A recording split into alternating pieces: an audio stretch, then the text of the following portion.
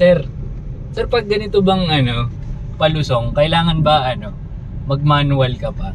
Sabi kasi ng mga ng mga tropa ko na marunong mag-drive, manual ko daw pag ganito para nakokontrol ko daw. Ewan ko lang kung anong totoo. Okay. Kuan sir, kapag itong mga palusong sir, di mo naman sa totoo lang, di mo naman na kailangan mag-manual, no? Okay, yung drive pa lang sir, malalaman na niya kung saan gear selector yung ibibigay niya.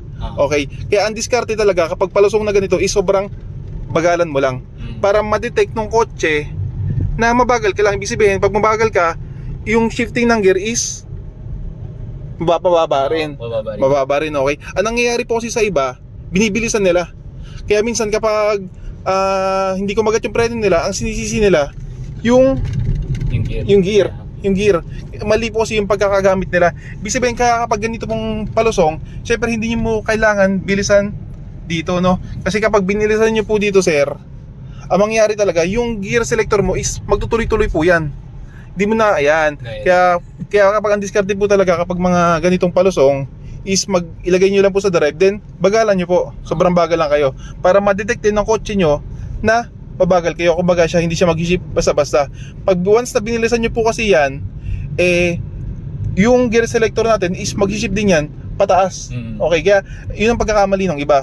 Kaya kapag ganito na normal drive lang naman, pag nakita ka ng palusong, syempre bagalan nyo po para yung shifting ng gear is mag-fix lang sa first at second. Huwag mo nang bilisan.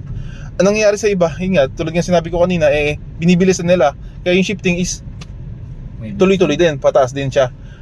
Pero sir, pag biglang nawala yung brake mo, yun naman, kapag biglang nawala yung brake mo, syempre pag nakadrive ka po sir, tuloy-tuloy na po yan, tuloy-tuloy na yung bulusok no kotse mo. Ang gawin mo naman kapag nawala yung brake mo sir, yun yung time na idalhin mo sa manual mode. Okay, para yung ang iniwasan natin, kaya need natin dalhin sa manual mode is para yung shifting ng gear is pumix lang sa first. Mag-fix lang siya sa first, kumbaga hindi na siya mag-shift automatically. Kumbaga inalis mo yung automatic na pag-shift. Okay, kaya kung sakaling mawala, if ever, yung sabi nyo nga po yung preno nyo, dalhin nyo sa manual mode para makontrol siya, hindi na siya mag-shift automatically, para at least magkaroon siya ng itawag na engine brake. Pero kung hindi naman nasira, normal drive lang naman, kahit sa drive lang po yan, tapos bagalan nyo lang, takbo nyo, sobrang bagal lang po kayo para ma-detect ng kotse na mabagal lang talaga kayo. Huwag nyong bibilisan. Yun po siya.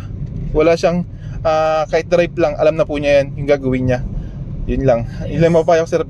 Pagpalusong, sobrang bagal lang talaga. Di mo pwedeng bibilisan yan, di mo pwedeng hatawin. Bagay, chill lang, in normal drive, parang ganun po, no? Huwag mo yung para ka nagsisirkit-sirkit dyan ay pagkarerahan. Tokyo drift.